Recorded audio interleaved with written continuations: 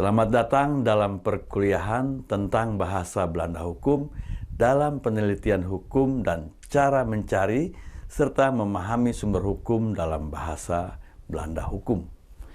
Dalam materi ini kita akan mempelajari pentingnya bahasa Belanda dalam konteks penelitian hukum dan sumber-sumber hukum yang relevan dalam bahasa Belanda dan cara yang efektif untuk mencari dan memahami sumber-sumber hukum dalam bahasa Belanda.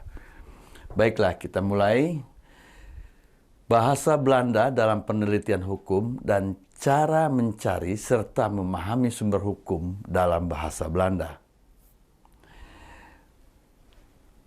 Yang pertama, pentingnya bahasa Belanda dalam konteks penelitian hukum. Jadi, satu, keunikan sistem hukum Belanda dan pentingnya memahami teks hukum dalam bahasa aslinya. Yang kedua, akses ke sumber hukum Belanda yang tidak selalu tersedia dalam bahasa lain. Jadi tidak selalu tersedia dalam bahasa lain. Lalu yang B, manfaat menguasai bahasa Belanda dalam penelitian hukum. Pertama adalah kemampuan melakukan penelitian hukum yang lebih mendalam dan akurat. Yang kedua, memahami nuansa dan konteks hukum Belanda dengan lebih baik. Selanjutnya, sumber hukum dalam bahasa Belanda. Pertama, yang A, undang-undang dan kitab undang-undang hukum. Misalnya satu, Wetboek van Strafrecht, Wetboek van Strafrecht, atau Kitab Undang-Undang Hukum Pidana. Ya. Kitab Undang-Undang Hukum Pidana. Yang kedua, Burgerlijk Wetboek. Burgerlijk Wetboek atau Kitab Hukum Perdata. Yang ketiga, Algemene Wet Bestuursrecht. Algemene Wet Bestuursrecht. Itu kitab undang-undang yang bersifat administratif. Lalu ada satu lagi, yang keempat, itu adalah kitab undang-undang hukum dagang. Wetboek van Koophandel. Ya, Wetboek van Koophandel itu juga merupakan sumber hukum dalam bahasa Belanda. Lalu ada RV sebenarnya, ada RBG, ada RV. Rechtsvordering dan RBG itu for buitengewesten. Artinya yang satu, Rechtsvordering itu hukum acara perdata untuk Jawa dan Bali, Jawa dan Madura. Jawa dan Bali, lalu selebihnya memakai RBG. Ya.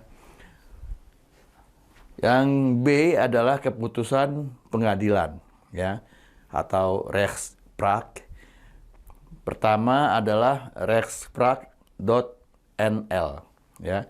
Ini adalah website resmi keputusan pengadilan di Belanda. Yang kedua adalah ECLI, European Case Law Identifier.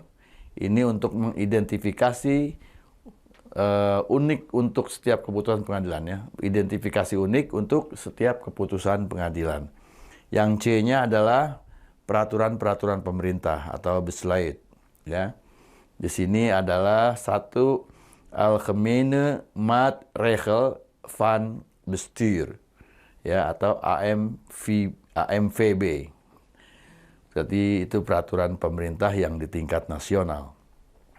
Yang kedua, Provinciale Verordening atau peraturan provinsi, yaitu peraturan-peraturan pemerintah yang ada di tingkat provinsi. Lalu cara mencari sumber hukum dalam bahasa Belanda. Satu, menggunakan kamus hukum yang memang berfokus pada istilah-istilah hukum dalam bahasa Belanda dan Indonesia. Yang kedua, pastikan memahami arti dari istilah-istilah hukum yang digunakan dalam teks hukum. Yang ketiga, memanfaatkan koleksi perpustakaan hukum yang memiliki buku dan dokumen dalam bahasa Belanda. Yang selanjutnya adalah latihan penelitian hukum dalam bahasa Belanda. Jadi pertama, Anda pilih kasus hukum sederhana dan pahami sumber hukum terkait, ya. Kasus hukum yang sederhana. Yang kedua adalah menganalisis atau ringkasan berdasarkan sumber hukum yang ditemukan. Baik, itulah mengenai materi tadi. Terima kasih. Sampai jumpa. Tot ziens.